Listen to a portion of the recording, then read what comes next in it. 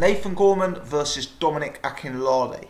I wrongly stated in an earlier video that this was for the English Heavyweight Championship, but unfortunately it wasn't. That was initially the case, but was removed after Dominic Akinlade took a loss in his last fight to Josh Sandland. So I think it operated as an eliminator for the English title.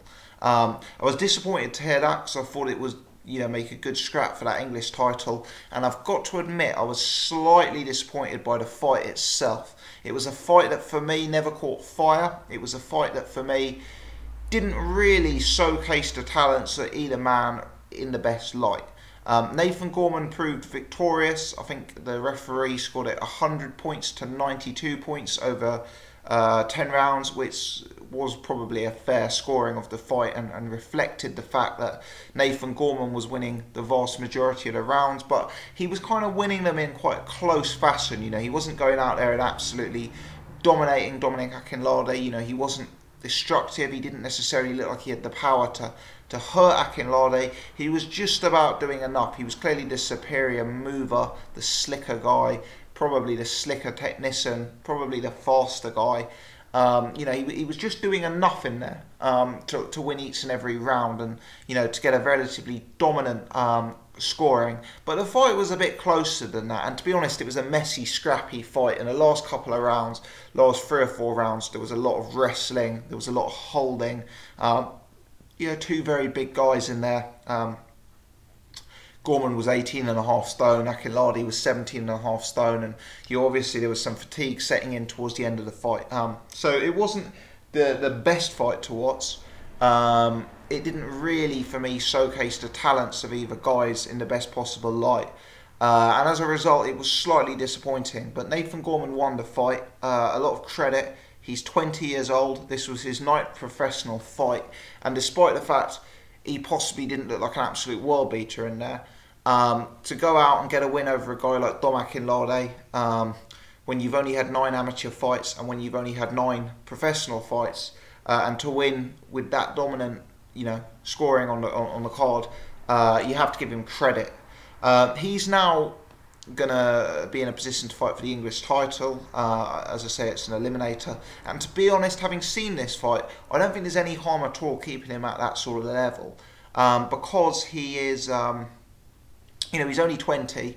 Dave Allen, who was commentating, shout out to Dave Allen. I thought he did a really, really good job on the commentary. He was refreshing, he was honest, much better commentary than we're used to with some of these broadcasters. So yeah, I'm a huge fan of Dave Allen, as you guys know already, but I have to give him credit for that. But Dave Allen, who sparred a lot with both guys, particularly Gorman, was saying that he doesn't feel Gorman's truly grown into himself in terms of his power and his man strength yet. And I think there's probably a lot of truth to that. When you're that big and that tall and you've got that big a frame, only 20 years old, it is going to take you a bit longer. We've seen the same thing with Hughie Fury, actually.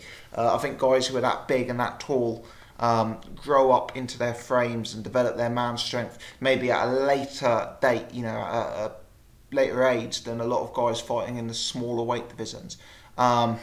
So yeah, I think bearing that in mind, bearing the fact he's only 20, bearing in mind the fact he's had a limited amateur career, I don't think keeping him at English title level and getting him 3 or 4 more fights that will build the experience is really gonna.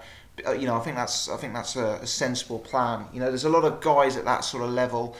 Dave Allen was talking about Nick Webb, Tom Little, would be another guy. He looked good last time out, beating Tom Dallas, and there's other guys in that sort of mix as well. So I think that would be a good move for Nathan Gorman, and I think if he's brought along at the right sort of pace, he's definitely got a big future in the sport.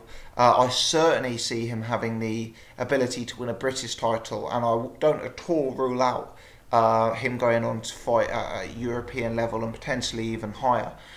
Gorman's got a lot of real good attributes. He's got naturally good hand speed, he's got naturally good footwork, and he's a technician. It's amazing how comfortable he is in the ring given the lack of amateur and pro experience.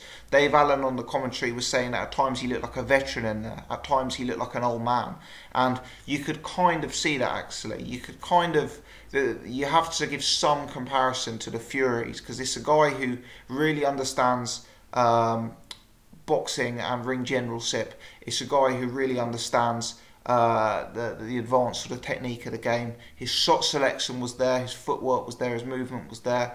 You know, I thought it was a very, very likeable performance all in all from Gorman. Two minor criticisms for me would be that on a few occasions he kind of left himself a bit open. Akinlade didn't have much success in the fight, but there was at least 3 or 4 occasions where Akinlade was able to land what you could consider a counter-punch and a power punch fashion on Nathan Gorman. At no point was Gorman troubled. You know, he looked like he stood up to the punches relatively well. But, you know, he did leave himself open on a few occasions. The slightly bigger concern for me was his weight. Now, clearly, he's just gone 10 rounds and, you know, he's done so in respectable fashion. So I'm not saying he's unfit by any stretch, but he did look pretty heavy in there. And at 18.5 stone, age 20, you just wonder if he was forced to fight at a higher pace than he was doing tonight, because you know, it was a glorified sparring session for parts of the fight. But if he was forced to fight at a genuine pace, which he probably would have to, certainly at British title level, even if not at English title level, you just wonder if that extra weight would weigh him down a bit, and if he may get a bit found out for fitness. You know, for a guy like Gorman, who's quite an explosive fighter, you know, with a high knockout ratio and good hand speed and good footwork, it may suit him to actually be a few pounds lighter. He may find as he gets older, if he's carrying all that extra weight on him, it won't necessarily suit his style so well. So that's certainly something that I'd have a look at from Nathan Gorman's perspective. I understand he trains very, very hard with Ricky Hatton, so maybe he's just naturally a guy who carries a lot of body fat on him.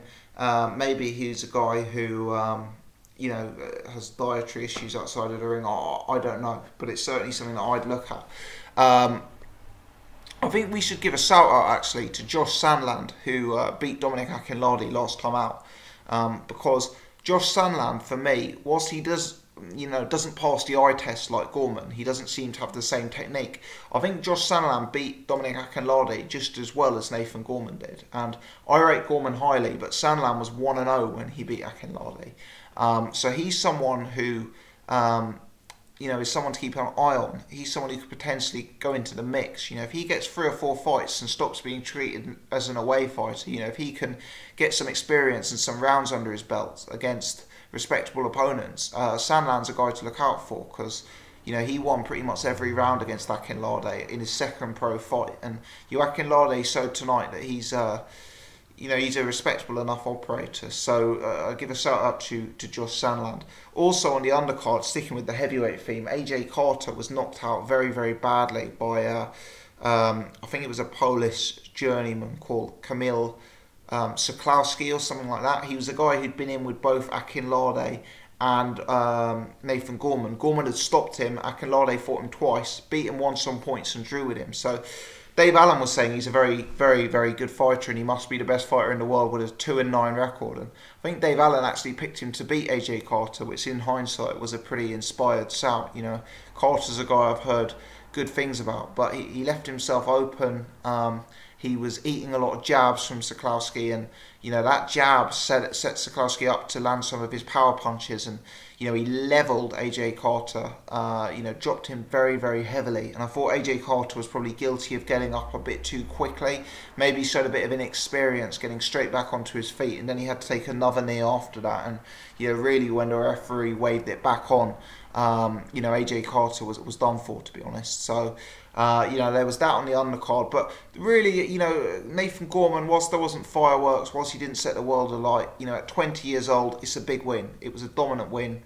He showed excellent technique, and he's a guy who we should keep an eye on. He's a guy who, there's a lot of these fighters, you know, your Lewisons, your Sextons, your Cornices.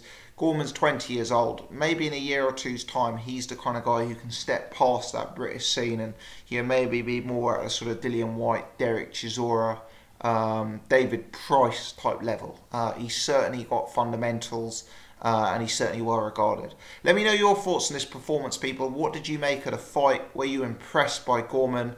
Drop your comments in the section below. If you enjoyed this video, please take the time to hit the thumbs up button. And if you're new to the channel or you haven't done so before for whatever reason, please press subscribe so you can check out my other stuff. As always, appreciate you guys for tuning in. Many thanks indeed for watching.